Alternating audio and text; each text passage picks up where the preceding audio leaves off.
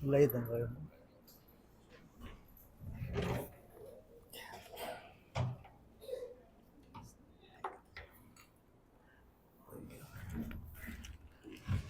Sige po, tumayo tayo.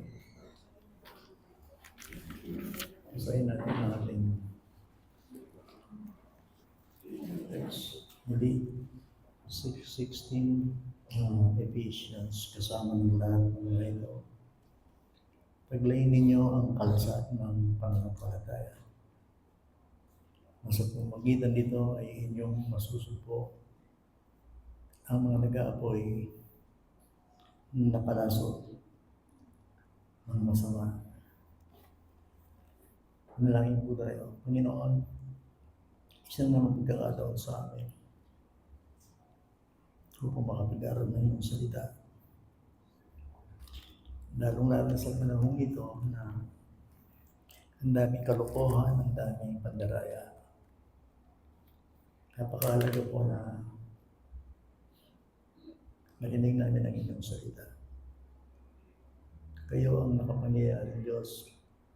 Buti mo ang mga puso upang makinig at makaunawa.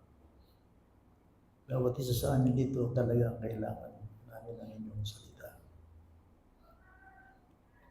Kung sa akin mo, gawa ng laman at tulungan kami, Panginoon, na maitono ang aming puso at masentro sa inyo.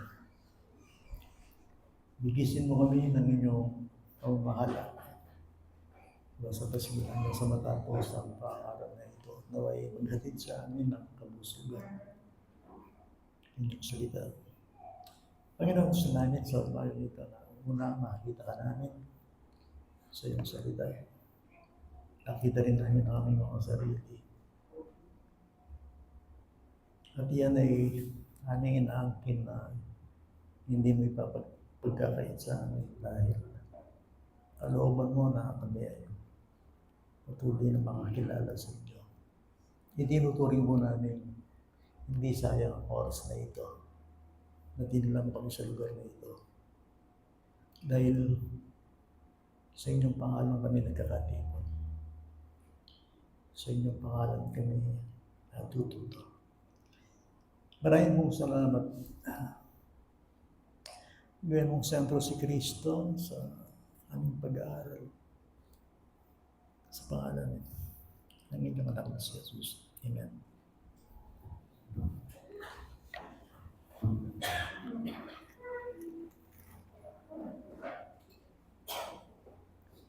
So yun pa rin po yung title natin, Christian's Spiritual Shield. So verse 16 focuses ang kanyang focus sa yung kalasag ng pananampalataya. Pangalawa, yung assault, yung atake ng kaaway. Sa Bible po ninyo, hindi ko alam sa ESV, yung salitang masama, personal yan. Si Satan yan, okay?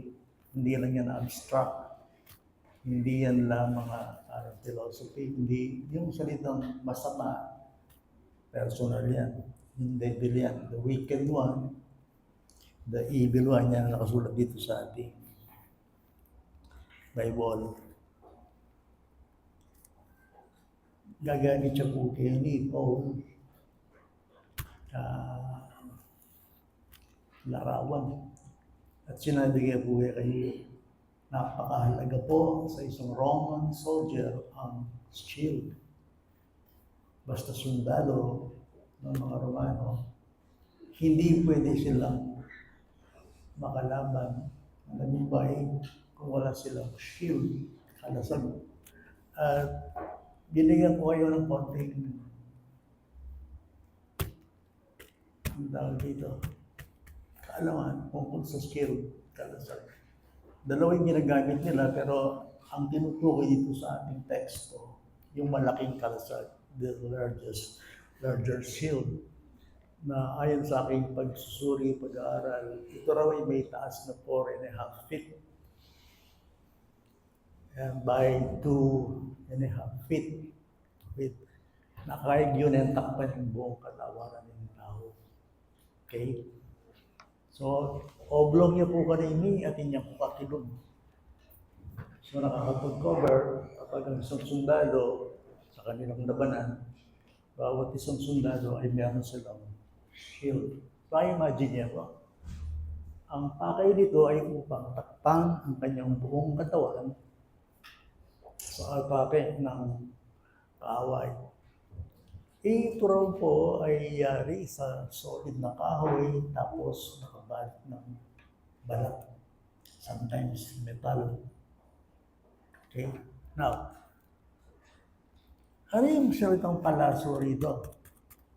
Well, yung palaso sa ancient warfare, bago pala ito kawalan. Papanatapanan bago pala ito pakawalan, ididip ito or ilulubog nila sa alkitran. Mainit yun, tapos sisindihan ng apoy. Pakakawalan. Kaya nga sabi dito, nag-aapoy Nag-aapoy na palaso. Okay? At merong apoy yon. Pag tumama pala yon, nagkikreate dito ng panic. At hindi lang nananagat, hindi kayang sunugin yung kaaway. So, panic and destruction, yan ang nililigaan ng palaso. Now, ang panlaban ng mga sundalo ito, doon sa palasong yon, yung shield. Shield. Yung shield pala, bago yung labanan, iniram ko lang to wala naman ako doon. Ito karinig ko ang pastorin Pilipiana ngayon. Word study. Pero yan yung masakit siya mga aral, kailangan kang mahulkul, kakalitar, at ang minang ayayaon mo, sishare mo na rin kayamanan. Yan yung maraming pastor nag-search siya, nag-aanap siya ng kayamanan. O sa kapag nakapag-aral ka, ibabato mo yan sa mga nakikinig at nagkakaroon sila ng knowledge. Having picture din yan So, mga kayo, ano lang ang pastor. So, yan ang word study. So, imagine niya yung kalasag na nataas yun. So, kahit anong palaso, tumama, hindi umbre yun. Hindi pa lang kalasag yun, Bayinger. Mababaday kang ganun. Minsan. Kaya pag tama ng apoy, yung palaso na may apoy, namamatay yung apoy. Yun. Ilagay natin yan sa spiritual. Because dahil si Paul uses this analogy, si Paul ay ginagamit niya ang ilustrasyon ito para sa spiritual na katotohanan. Brief sa imagine nyo kayo, impisa sa biyan na spiritual. Okay? Kaliwait ang spiritual. Nan mo rin ang sabihin ini. First ini. Nung tanggapin natin si Kristo at sa inaakala niyang tayo naging Kristiyano, tandaan nyo, tayo ay pumasok sa hukbo ng Diyos. Di ba, mayroong awit yun, niyang ako ay Kristiyano, itang kakantada ka dito ng Manila.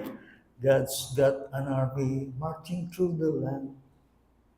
So tayo ngayon ay sundalo ni Kristo or sundalo ng krus. Okay kayo? Makadestino kang atakyan. You are born a warrior.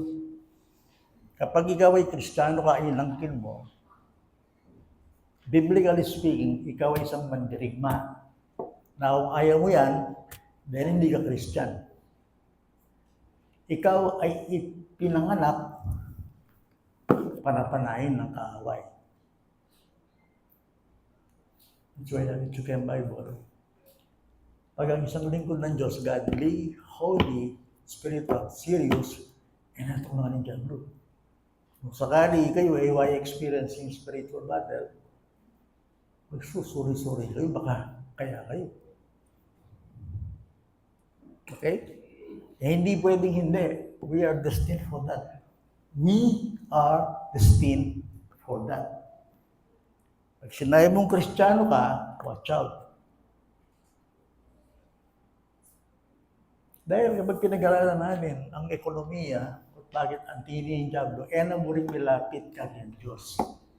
Ayaw niya na ikaw ay maging malapit ng Diyos. Masunurin, makilala mo ang Diyos, mahalin mo ang Diyos, sambahin mo ang Panginoon, at magsentro ka sa Panginoon.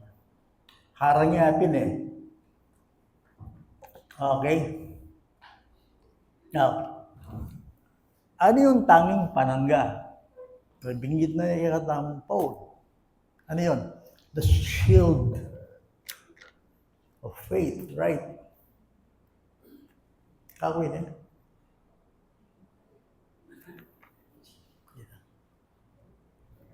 Ay ba to? Hindi, din lang to eh.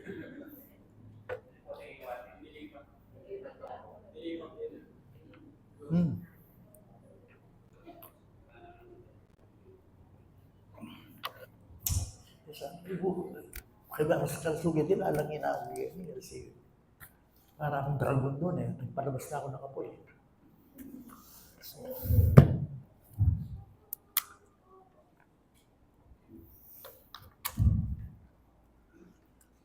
ganito, nahirapan ako sa Tagalog. Dahil bago yun naman ka rin, kalampangan. Bago yung hindi labor niya. So, nahirapan ako dito pag ngayon mo kalampangan. Kaya kompleto yung preaching ko. Kaya ko use puro Tagalog. Nahirapan ako. Di ba kung galing pa ako sa Maynila, kaya pa gano'n. So, anyway, kaya wala naman siguro bisita. Okay. Ano? Yung Tagalog, natutulog eh. Ay, hindi. Tagalog siya? Okay, sorry. Okay. So, ano yung mga palaso ni Satanas? Makinig kayo. Okay? Dito makikinig kayo. Pag Christian ka, kakampi mo ang Diyos. Now, sino ang maging kaaway ng Diyos, magiging kaaway mo. Ganun yun. Ang mga kaibigan ng Diyos, magiging kaibigan mo. Ang krus ni Kristo, magiging krus mo. Ang salita ni Kristo, magiging salita mo. Remember that. Yun, kaaway ba ng Diyos si Satanas? Oh yes. May mga minions ba siya? May mga kampon ba siya? Oh yes. Yun. Ano yung kanyang kaliskis? From Genesis to Revelation, yung Bible magsalita, yung muking history, mayroong totoong Diablo. There is a real devil. O Satan. Meron bang mga demonyo talaga? Yes, hindi sila nakikita, pero ang buong daigdig, sabi ng Bible, nandiyan sila. Hindi natin sila nakikita. At talagang malakas ang paniniwala natin kasi nga revelation sa ng Panginoon. Yun. Dahil siya kaaway ng Diyos at tayo kakampi ng Panginoon, magiging kaaway natin siya. Huwag niyong titignan ang Diablo na hindi nakikita ang Diyos. Babagsak kayo. Sabi ka rin, wala akong galang eh. Puros na lang Diablo sumisalita. Diablo yan, yung Diablo ginawa yung Diyos. And the issue, why you making Diablo, bakit may pa yung Diyos? Kasi gusto nga may gitin Diyos kung gano'n, yan talaga agit yung Diablo. Huwag na huwag mong pahihintulutang makita ang Diablo na hindi nakikita ang Diyos. E di mo kaya ka mag-concentrate ka Diablo. Hindi gano'n. Kaya Diyos ka mag-concentrate. So, now, ano yung mga palasong pinakawalan at kinakanyon sa, tinitira sa isang Kristyano? Ano yung darts na yun? Ano yung mga palasong yun? First, lies. Kalaraman. Okay, friend, malino lang yung Bible. Lies, temptations. Temptations. Ano ba? Fear, lust, vanity, covetousness, condemnation, selfishness, worldliness, accusation, again, laziness, ruthless. Now, saan nakikita yung mga palasong ito? Number one yan, internet. Dakal yan, anyo in deception ng kalaban. Yan yung panahon na hindi. Sabi nitong kaya, halburong ko Manila, pare ko, kaya kumag-internet kasi ganyan demonyo yan. Anak ako. Iba yung inaatinan niya. Hindi naman ako sumakay kaagad. Kaya kasi sabi, but that's true. Sa isang punto. Kita mo yung internet, basa ni Bible, gusto na yung oras mo, kayang kalalawi. Demonyo ito. Di ba? Okay. Vanity, deception, lies, bombarded, media, televisions. Wala mo ata, ligtas ko ganyan kasi kaya mag-TV kayo mali. Bakit sira yung TV niya? Apat na yung bulan. Hindi ako doon. Wala akong mga Alben. Kasi akit mo naman kayong rin balita, chismis, showbiz, politika, vloggers, music, pelikula. Lahat. Gusto mo magluto. Maganoon ba? Gusto mo magpapogi.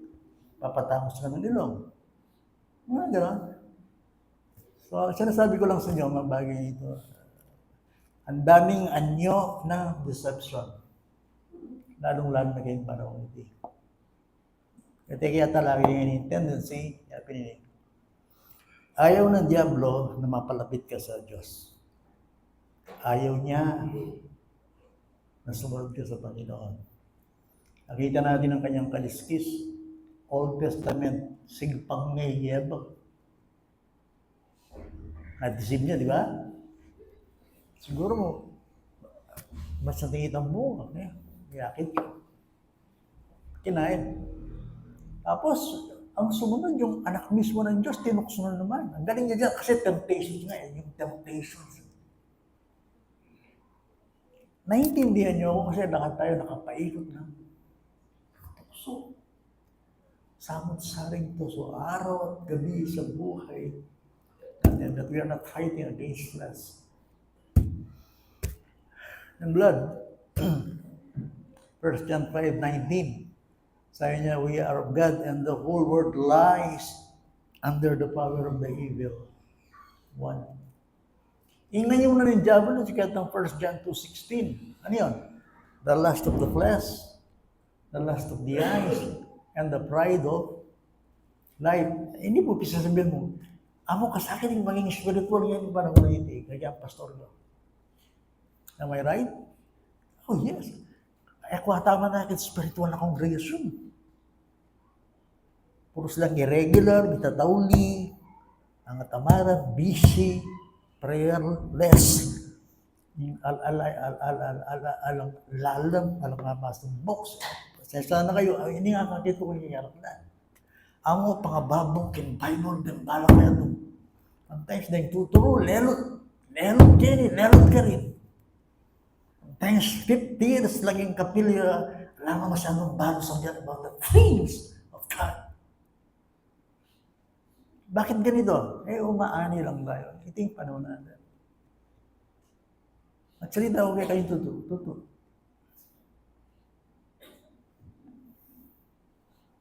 Darating na ba si Kristo? Okay. Ano ba ito? Well, possible kasi may mag-double timing. Kailangan yung revelation.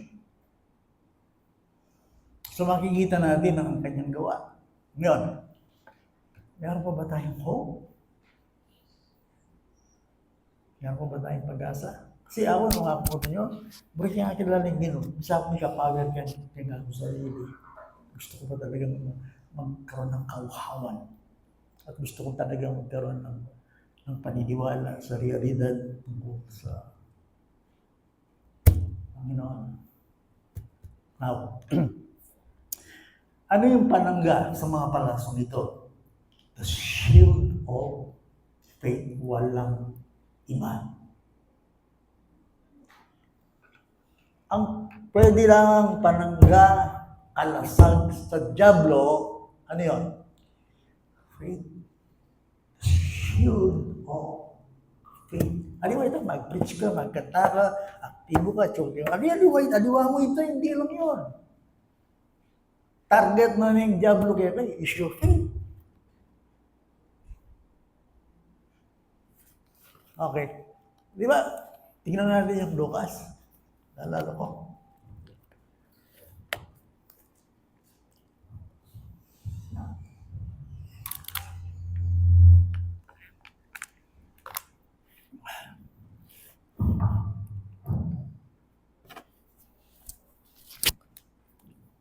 Lucas 31:32.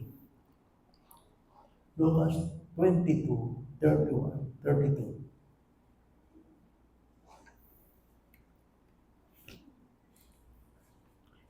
Ito yung babasa natin. At familiar kayo sa mga talata ito. Simon, sabi ng 31, narito, hiningi ni Satanas, ligligin kayo. Kayo ng trigo. Sining kayo?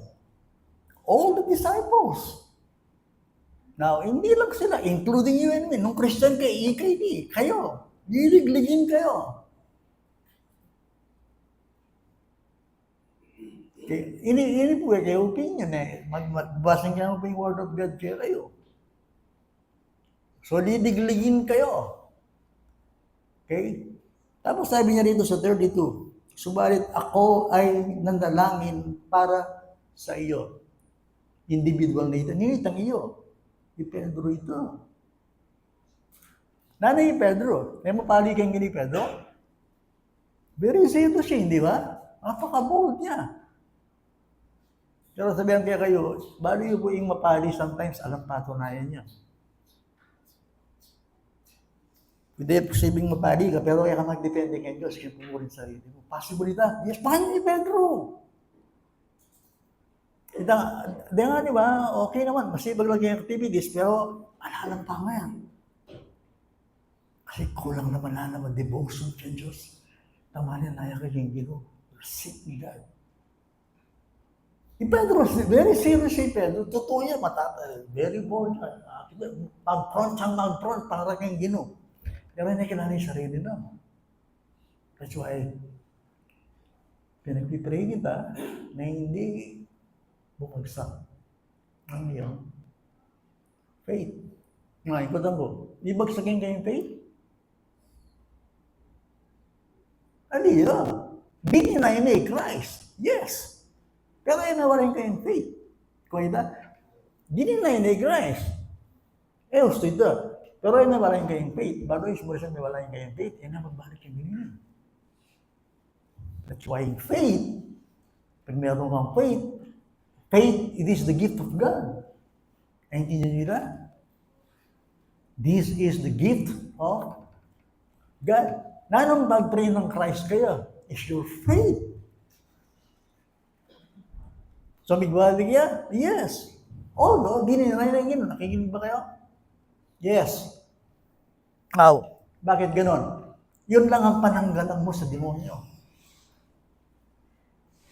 Yan ang kalasag. That is the shield of faith sa kanyang mga palaso. Okay, tingnan natin yung 1 Peter chapter 1.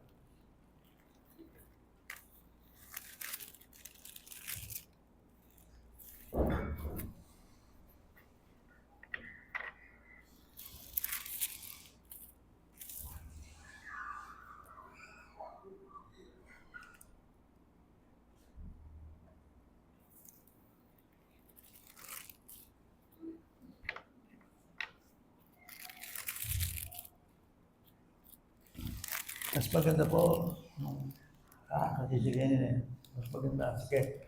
So, unang Pedro, ang Kabanata 5. Tapos basahin natin yung talatang 8. Tingnan niyo yung mangusapang salita ng Panginoon. Anong sinasabi niya sa believers dito? Magpakatino kayo. Ewan naman sa muda ng Diablo, nung nga matino isip eh. Ano ba yung matino? Discipline mind. Malinis sa isip. Magpakatino, be serious. Okay? Magpakatino kayo. Magbantay kayo.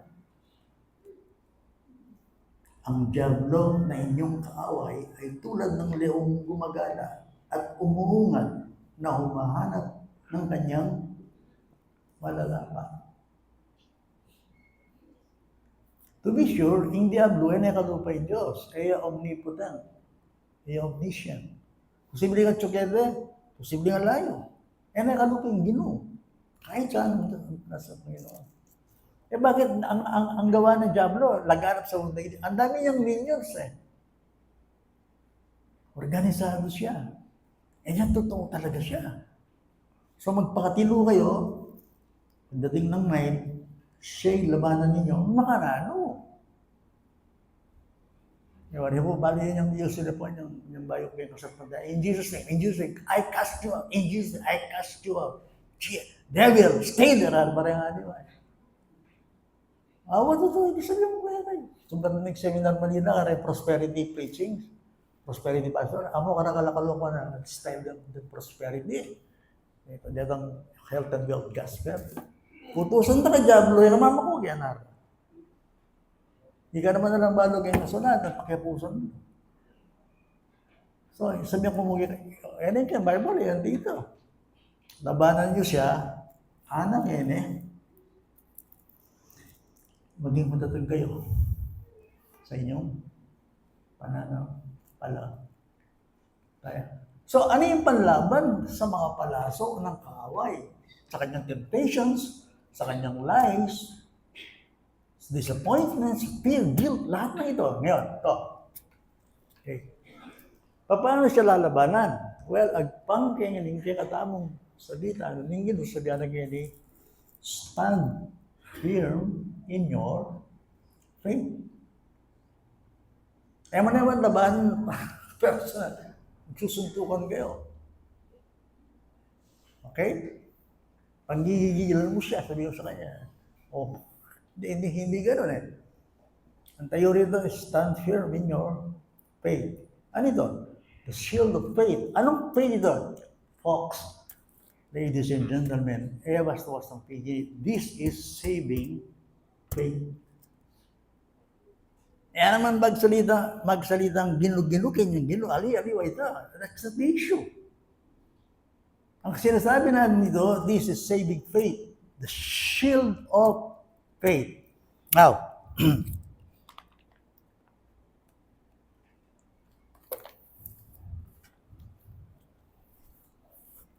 last Sunday, mga recall yan. What is faith? What is biblical faith? What faith? What faith is? What is faith? What is this shield of faith?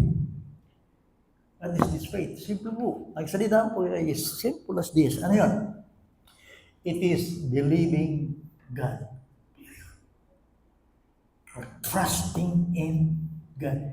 It is taking God at His word. Di ko kaya po? Buli na po si Bening faith. Ano lang din Diyos? Nasa sabihan, no? Ilang kakaulang mo. It is accepting His teaching. It is obeying His commands. Patabalayo, simple abalayo. Ingman wala po yung Diyos sa diwa. It is believing God. Ini kang shield. Yan ang kayang panangga. It is believing God.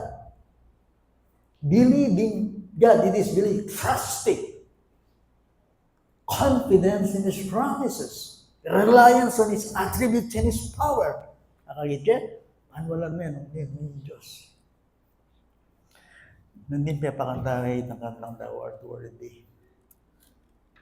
Neblas kong stuling habang nakalagay sa screen yung Thou art worthy. Thou art worthy. Thou art worthy. Kailangan niya ba, karapat dapat siya ba talagang ibagsakin biya ko ng Ginoon? Karapat dapat bang paniwalaan ng Diyos? Maglang niya. Karapat dapat ba siyang pagtiwalaan? Ha? Oh yes, He's worthy. He is the God who cannot lie. Ang isang bagay na sabihin, hindi ka lulukuhin ng Diyos. He is the God of all truth. Kaya nga, yung kanyang bangako, totoo yun. Kaya lang, alam, breakthrough sometimes in prayer.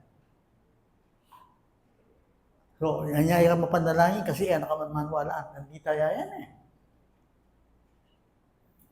Sinishare ko sa inyo ngayon kung ano yung shield of faith. Shield of faith yung naniniwala ka sa Diyos, higit sa demonyo. Hindi tayo ito, higit kay Satanas. Ganda kong halimbawa, kapag dumating sa inyo ang takot, when fear comes, ang gagawin niyo? When fear comes, I will remember God's presence. God's word. Anong sinasabi ng Panginoon? Fear not. 41, 10, Isaiah. Huwag kang matakot. Anong sabi niya? Dahil kasama mo ako. Do not be dismayed. Huwag kang mababalisa. Your God. O yan yung pananggalan mo kanya. Siyempre, yung Diablo, may galing mag-disappoint, mag-discourage. Lalo na babad ka kaya sandibutan. I-weaken na talaga yung faith mo. Hanggang kaya ka mag-believe. Hindi nga diba, darapan mo na yung preaching. Hindi na makikita ang Diyos. Alam mo nakikita yung kanilang circumstansya. Tapos ka na doon. Kaya ang magagyan ka nakita, formality na ako. Alam na power kita. So, pag dumating yung takot, ano sabi na, ano ang alalahanin mo? Ano ang alalahanin mo? This word. Ano sinasabi ng Panginoon? God is our refuge and strength. 46, 1 ng Psalm. God is always present, very present in times of trouble. Isa yun. Ano pa sinasabi ng Bible? Marami akong i-quote yan 28 ng Matthew, Behold, I will be with you always to the very end of the age. I will never leave you nor forsake you. O yan yung pananggalang mo, o yan yung faith. It's a shield of faith. Kapag pumasok yung ganun bagay. Yung rin ngayon, mga inatam. Okay? Gusto mga inaya pa yung Kristiyano. Siyempre, pumanyabat kay Diyos ito. Sabi yung kirayin yung bakit po ito. Tama kayo rin ito? Okay. Hindi o, tikos to. Nirelo kayo. Kaya kasi mayari yung pag-display dyan. May tayo na ang sutin dito napatan. Kasi gini, alas 10:25.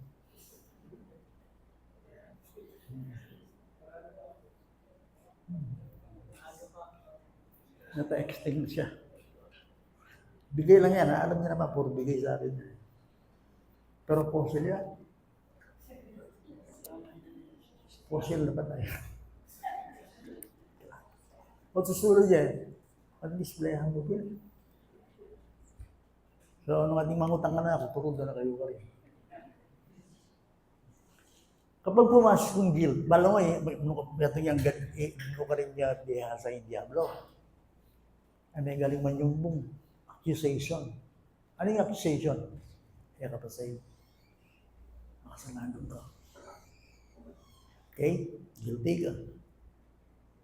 Ando doon may salvation. Ano ilalaban ko doon? There is now no condemnation for those who are in Christ Jesus. Romans 8:1. Wala nang paghahatol. It is God who justifies, who is it condemned. Ang Diyos ang nagpapawalang sala, nino manakusa. O rending kaya pananggalang. Hindi pa ako napatawad. Hindi ata ako sa Kristo. Grabe, oreto. Ngayon, ano ba yung minsan ginagamit niya sa atin? Ay niyang i-aga na nga kay Jose, hindi kasada yan. Siyempre, asawa ni Potiparing manok. So kaya talagang tutusuan na yan.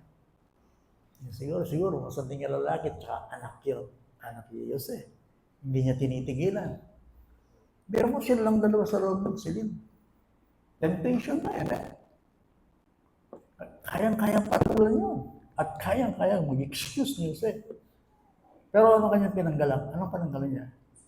Ano mga kayang ginini? Gawang ko yun, kasala ko kay Diyos. O, narito.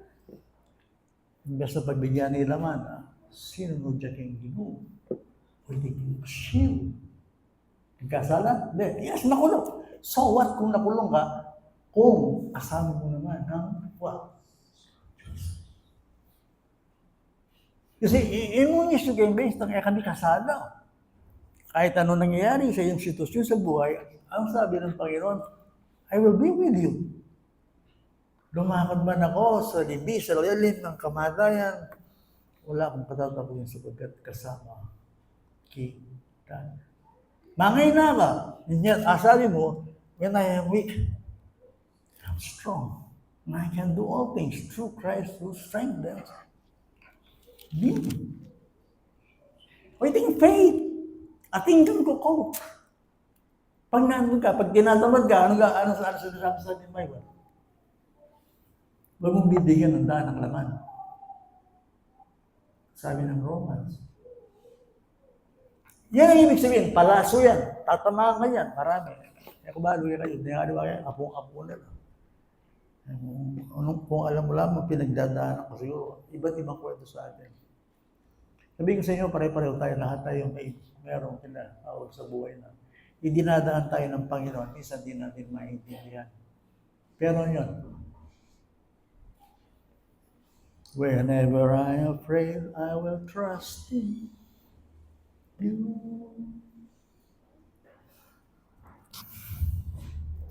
Alam niyo ba yung awiting ulan?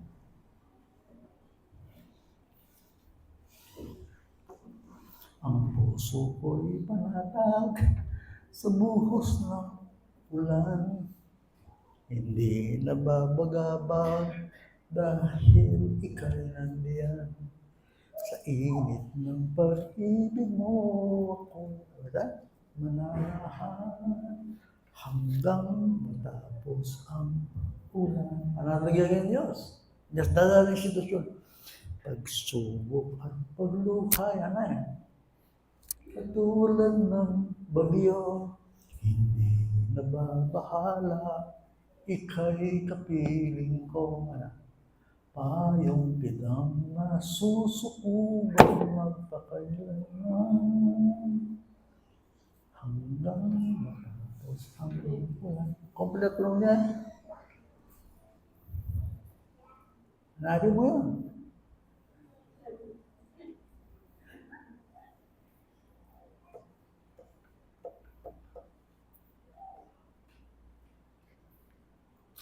Matatanya na kayong praktigal.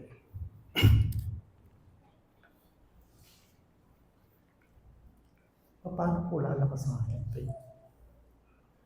Diba? Nung diba pa kumusta tayo, iting kumusta? Kumusta niya lagi yung Christian, di ba? Ay, nang kabiyaya na. Ay, waliwin mo muna ito. Kumusta ang faith mo? Minsan, pinasyalan ako, nagpapatot sa akin, naging milyonaryo yata yun. Brother, turing yung pumuring brother. Meron ko 3 hours kayo nisasabi. Alang lirog kayong spiritual. Magamat din na akong pera, may anong ko rin.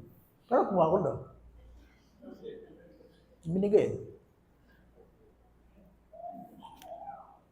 Thank you. Ito po yun eh. I am serious. So, ang sabi yung Kristiyano, ala yung balong sabihan, nung ngayon kayong blessings materially, ala na, gaya ka rin.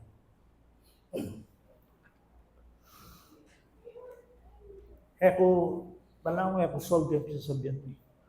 Sandibutan ito eh. Ingisyo gani, kumusta yung yung faith? Basa niyo yung 1 Timothy chapter 6. Baka na yung bit agree Diablo that the love of money is the root of all evil. At baka yung gobyerno ng Pilipinas ngayon eh. Tako kang pera yan eh. Yung ugat na yan. Dahil politiko, kakanya na. Alalo lupa eh. Tandaan sila. Greed yan eh. Greed. At sabi ng Bible, 1 Timothy chapter 6, sana kayo kaibitan kayong kalaban. Huling nakalapan naman taong ngayon yan, alano kayo pananampalataya. Tiwala na ng Diyos. Ngayon, bisa kang dawal na faith? Hindi ang tunang ka makain na faith? Ginamit ako bang palang nalang tarang? Suway. Gilan niya yung sibuyas, mapurul. Makasaksak mo niya yung sarili mo eh. Makasura ng gamitan, dahil mapurul. Tutura mo kayong karya ng Diyos, dapat magagamit mo. Pero, balang ang gamitan ng Diyos, tarang ka nga. Kasi makapanawa ko. Kaya man sa inyo, sinabi ko kayo ng experience ko, baby. May sana ka magat yan prayer meeting, magpas ka pa. Kaya na naman mag-pray ng public eh. Groupies na yan eh. Pass. Takay, ariwan niya ni Meto. Mag-agree na ako muna. Okay lang yung mga bago. Pero man, kaba mo na tayo, di ko gas ng marong. Prayer meeting, privilege ito. 4 na kayo, 3 na kayo, you pray. Welcome na ka ng Ginoo, you pray, believe. Bless na katamo ng Diyos. Mga edad? Yan ang ibig sabihin. Nung puros ka magpas, akala po rin, manawa ka? Sabi ko ako rin bayo ng Kristyano, bakit do rin matong Kristyano ang tingin ito? Dilipat na yung Espiritu ko rin. Sabihan po yung Libertis. Praise God, yan yung panahon na hindi, ating makisaglulo na, nakalupin natin. Deng kaya ka rin, deng tatang ka rin, magpakalalagan ako na ako. Katang mahal na marina, medyo may kaya na magyan. Minsan kayo magandang prayer meeting, magpas ka pa. So yung sinasabi ko sa inyo, bakit? Dapat magpakatalim ka. Istong yung meto nga bagay, gagamitin mo lagi. Tais mo. Mabuwisit ko kaya balin eh. Amo kaya karakalapa lang. Mapurol lang. So, umiikot ako. Naghahanap ako ng narintaysan. Pero nagalawin na ako mo rin ba? Kung ngayon natin yan tayo siya, may ako sundin.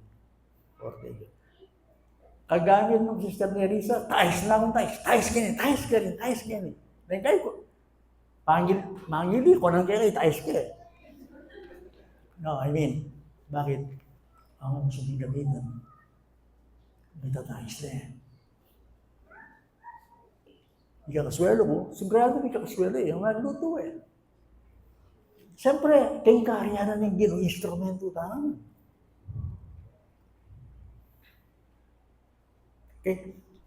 Okay ng activities, pero itong activities, allow power. Bali wala yan.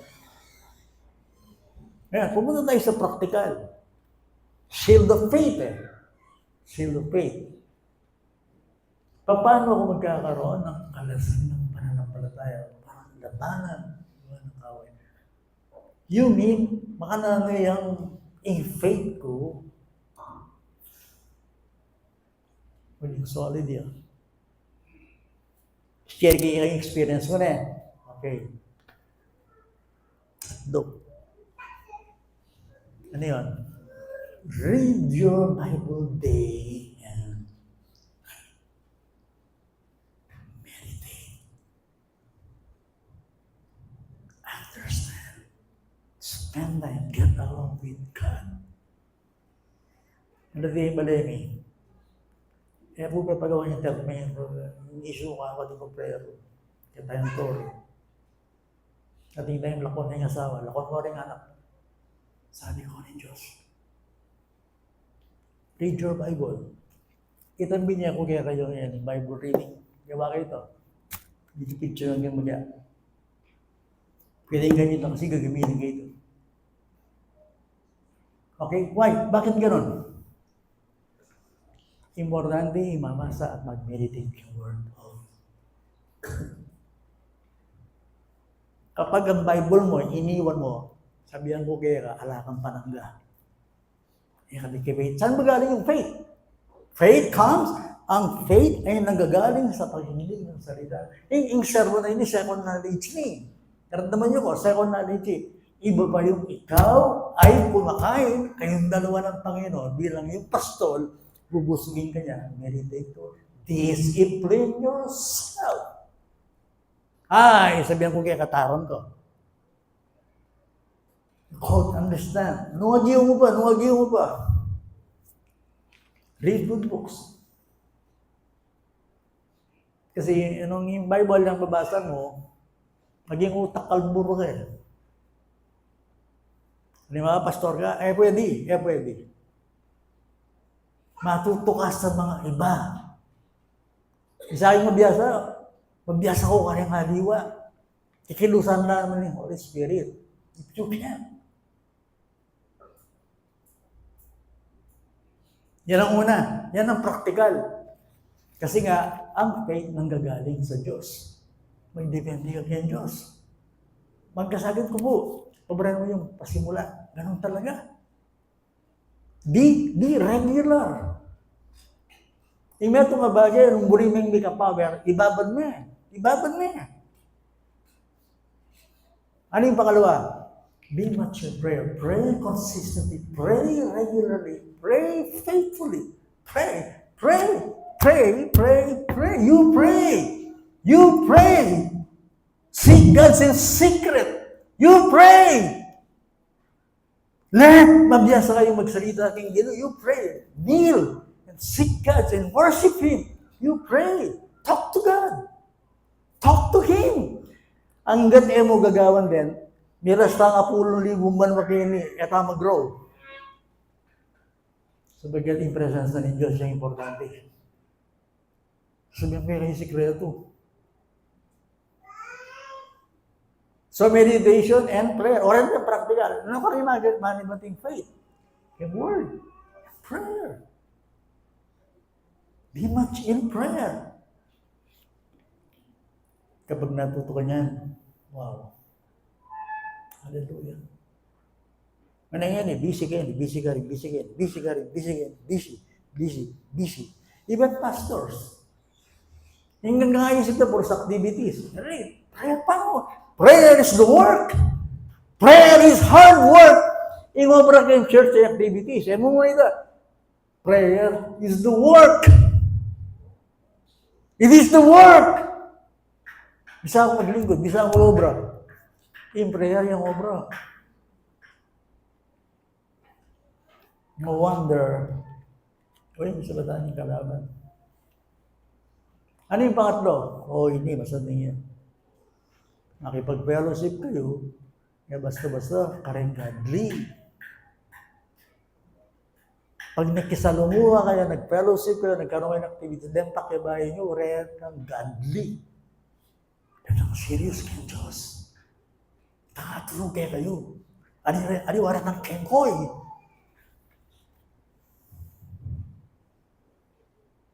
Now, don't get me wrong. Ako sabihin, imamiro ko sa lang. Yes, pero akit tula, agyan pang kengkoy lechura, serious na yung spiritual things. Nakatuwanan ako talaga. makipag-fellowship kayo, talaga akit talaga yung Diyos. Kasi gusto mo talaga yung faith mo mahasa eh. Yan ang sinasabi ko sa inyo. Pag tinabihan ko ito, may matutunan ako sa Kanya. So, reading the Word of God, the Bible, then pray, yan ang practical. Pag ginawa mo yan, then fellowship. Tama yung nag-a-attend kayo, tama yan. Prayer meeting, fellowship, tama yun. Merong mess, okay lang yun. Hindi sa lahat napakasarap pag talaga nagpe-fellowship kayo. Lahat kayo ay talagang may relasyon ng malalim sa Diyos. Alas pa kayo yung telo kaya ng Russell yung Chukete eh. Kaya dinurutin niya yung message eh. Alala niyo yun? Christ-likeness. Our only hope is in God. Ala nang aliwang pag-asa po sabihin ko ngayon. Alang pastor, alang leader, yung pag-asa mo po yung Diyos. Ano yun? Anong gagawin natin? Depende na kayo. Be much in prayer. Let us meditate upon His Word. Back to the basic. Kasi wala, di ba yung panahon tamong yan yan? Yung panahon tamong yan eh, mangan ka rin. Ang galagan ng tao. Ngay, tatalakad niya yung harap, eman mag-meditate. Tatalakad niya yung harap, yung salita na ni Diyos. Kung nga, sigit ka nga mo. Stop fooling yourself. Yung tatalakad din ng makanyan mo. Hali. Nang mag-criticize ka, tatalakad mo, makasahop ka rin yung ministry, ang God, magdepende kang Diyos. Kailangan din power. Kailangan din lago lang yung kailangan faith. At yun ang pwedeng ibigay lamang ng Panginoon. The last verse siguro, tignan natin yung 1 John.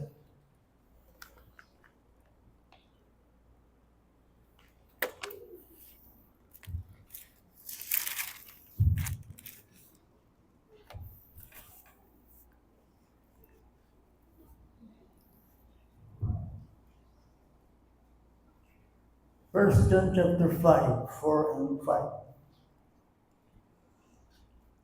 Sabagat ang sinumang ipinanganak ng Diyos ay dumaday sa sanlibutan. At ito ang tagumpay na dumadaig sa sanlibutan. Ano yun? Ang ating pananampalataya. At sino yung object ng ating faith? Ito yun, yung verse 5. Sino ang dumadaig sa sanlibutan? Kundi ang sumasampalataya si Jesus. Ang anak ng Diyos. Ano yung sabihin nito? Do not separate believing from obeying. Kung gawa niya yung faith, Kristo, tukyan niya. Christ is everything. Obey Christ in everything. Yan ang ibig sabihin. Pag may faith ka, then obey. Kaya niya nga ni ba tayo lakas? As you obey God.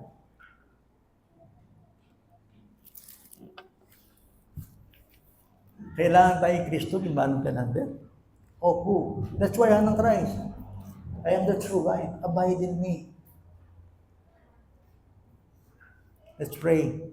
Pagkatapos natin yung prayer, within natin yung I need thee every hour. Yes, Lord, we need thee every hour. Pero bago yan, let us pray.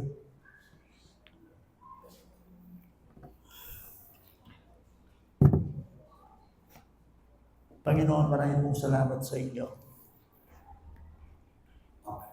Sapat ang biyaya. Hindi kami nahihiyang i-confess sa inyo. Kailangan namin kayo sa buhay namin. Kailangan namin kayong makilala. Wala kami nakasaming sa buhay. Wala kayong magagawa. Kailangan lahat ng aming inisip magaling sa inyo. Increase our faith. Ginamit mo ito bilang aming pananggalang. Bilang aming kalasag. At ibinigay mo rin sa amin paano magkaroon ng faith. Paano kami, Panginoon, lalago sa pananampalataya. Iniwan mo yung dalawang means of grace. Bible reading and meditation and prayer to get along with you. Lord. Please help us. Nabubuhay kami ngayon sa isang magulo at masang daigdig. Nakakalito yung aming panahon. Bisan kami nagtatangay sa agos. Please, Lord, have mercy upon us. Halagan mo po kami. Gusto namin hinigit sa lahat. Sa inyo kami nagdidepende. Ikaw ang kakilala namin. Ikaw ang kalakasan namin. Sa lahat ng paraan ng aming bagay, ang iyong mga pangako, ang siyang aming inaalala. Maging sa lahat ng palaso ng kaaway, ang katotohanan ng iyong salita. Ang itinuro mo sa amin. Gusto namin sabihin sa inyo, Panginoon, kailangan ka namin sa tuwi-tuwi na. Badbad ng tuksong daigdig. Lahat ng kasinungalingan, napapanahon. Tulungan mo kami kung paano kami tumayo ng matatag sa aming pananampalataya. Binigyan mo kami ng faith, ayahan mo alagaan po namin ito. Matutuwa namin, Panginoon, mahalin ang iyong salita. Tulungan mo po kami kung paano kami uunlad sa aming buhay panalangin. Napakalakas po ng aming laman. Saksi po kami sa karanasan niya. Pero sinabi ng Bible, that greater is He that is in us than he that is in the world. Thank you, Lord. Mas malakas yung nasa amin kaysa sa nito sa libutan ito. Hayaan mong tumalas kami at ang aming pananampalataya ay bumago upang sa ganon maging instrumento mo kami, Panginoon, sa gawaing paglilingkod. Marami pong salamat sa inyo. Kahit maraming palaso ang kaaway, binigyan mo kami ng isang kalasag na panangga upang kami may makaabante at managumpay sa aming pagkatao. Please, Lord, baguhin mo kami. Habang binibigyan mo kami ng panahon.